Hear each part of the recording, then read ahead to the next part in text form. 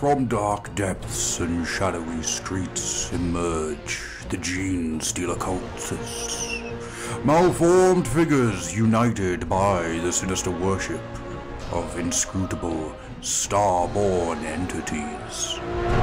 Secretive, stealthy, and utterly malignant, they are the cankers growing unseen in the hidden spaces of the Imperium.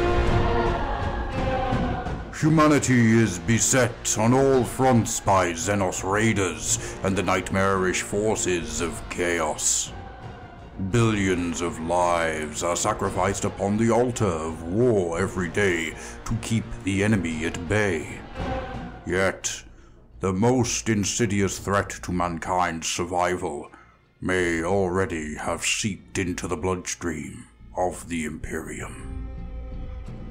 Embedded in infrastructure of countless seemingly loyal worlds, the Genestealer cults bide their time, spreading tendrils of corruption through the native population, until they are ready to begin their bloody insurrections. Once unleashed, they rise up in a surging tide, armed with stolen Imperial weaponry and crude industrial tools turned to horrific purpose. When the Imperium first encountered the Genestealers upon the moons of Ymgal, they thought them to be a unique species. In fact, as scientists of the Ordo Xenos discovered after a harrowing series of investigations, they are the vanguard organisms that the Tyranid Hive fleets seed before them to sow chaos and fear in their path. Resilient and possessed of razor-sharp claws that can carve through battleplate, Genestealers often are used in open battle by the Hive fleets as shock assault troops. When infiltrating Imperial space, however, the Genestealers instead show their capacity for stealth and cunning, slinking and creeping, hiding and murdering in silence. Solitary Genestealers stow away on spacecraft and spread amongst space lanes like a virus. It only takes a single Genestealer successfully slipping aboard a cargo freighter and reaching a populated world to spell the doom of an entire sector. Once it has found a secure lair nearby a heavily populated civic area, the organism begins its dark work. In the space of a few years, hundreds of civilians will have been abducted by the creature and subjected to the Genestealer's kiss. Thus, infected with foul Xenos biomass, these victims begin to see the Patriarch, as the Genestealer who instigates such a cult is known, as a messianic figure, a herald sent by benevolent saviors from another galaxy. In time, the infected give birth to new generations of tainted acolytes, hybrid acolytes, those descended from that first generation of victims who are unmistakably alien, with large domed craniums and vicious weapon mutations. As the corruption begins to spread, subsequent generations are born who can pass alongside the human population. These abominations infiltrate every strata of the civilian and military infrastructure, and all obey the command of the Patriarch unquestioningly. As its numbers grow, more specialized agents are created to serve the cult. A magus, a psychically gifted individual tainted by the Patriarch's will, is blessed with unnatural charisma and tasked with converting key targets within the planet's government and military leadership. The acolyte masses are organized and led by the Primus, a general and ambushed specialist responsible for coordinating the eventual uprising. Come the fourth generation of corruption, pure-strain Genestealers and aberrant monstrosities join the cult's ranks as heavy-hitting shock troops. Meanwhile, the Patriarch, star-born and inhuman, squats at the center of his web of influence, expanding it with inexhaustible patience. until it covers the entire world. Whether it takes a handful of months or many, many years, eventually the shadow in the warp will fall across the Patriarch's domain, signaling the approach of a Tyranid Hive fleet.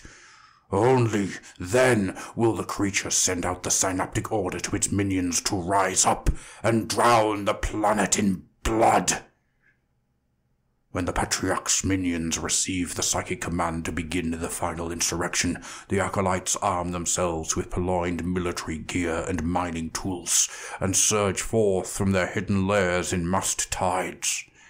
Guided by the cunning will of their Primus masters, they strike first at key tactical locations like communication outposts, spaceports, and munition yards. Stripped of its defenses and ability to call for help, the planet is left ripe for conquest. In a frenzy of brutal violence, the cultist uprising falls upon those unsuspecting enemies who have not yet been subsumed into its ranks. Bones are shattered by ear-bursting blasts from seismic cannons.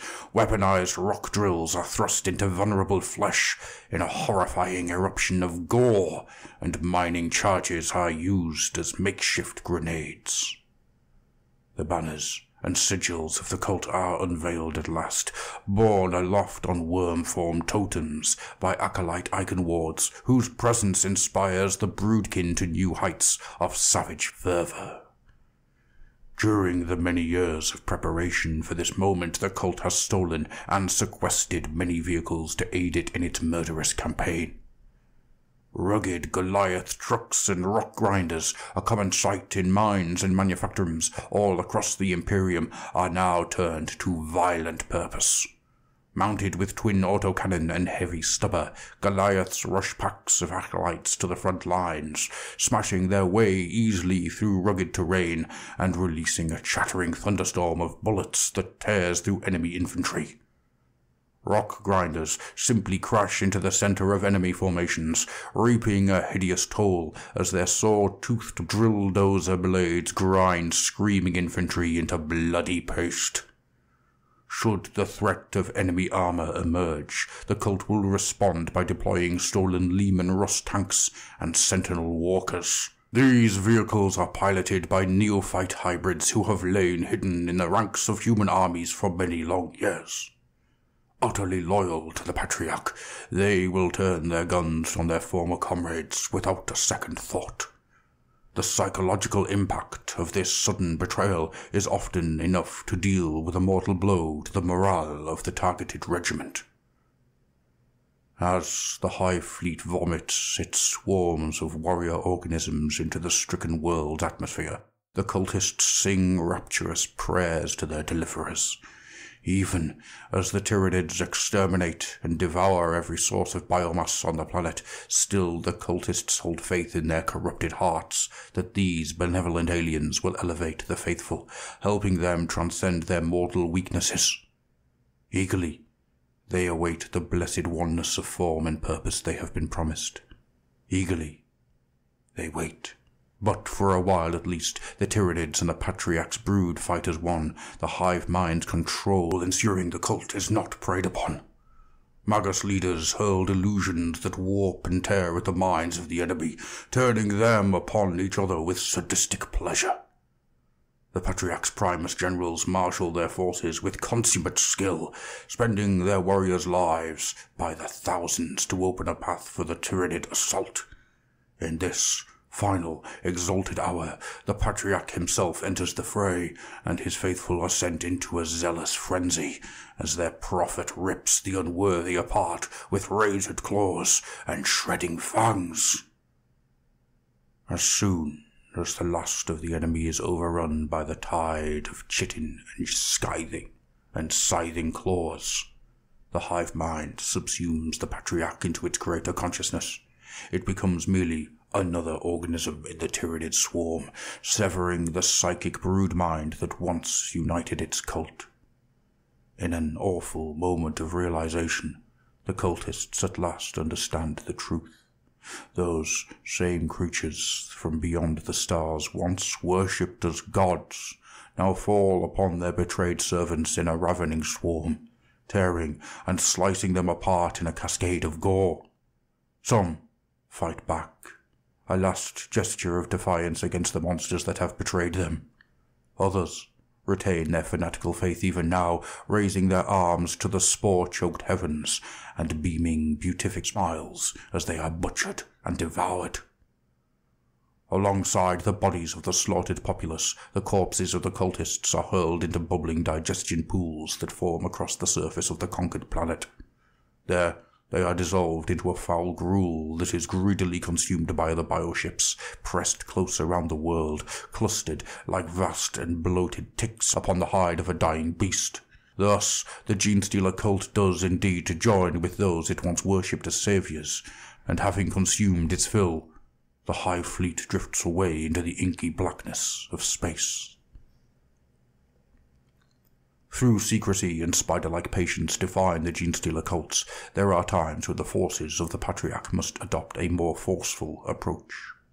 Perhaps the cult has been uncovered by agents of the hated Inquisition before its plans could be properly set in place, or perhaps a Xenos force threatens to unintentionally reveal its presence.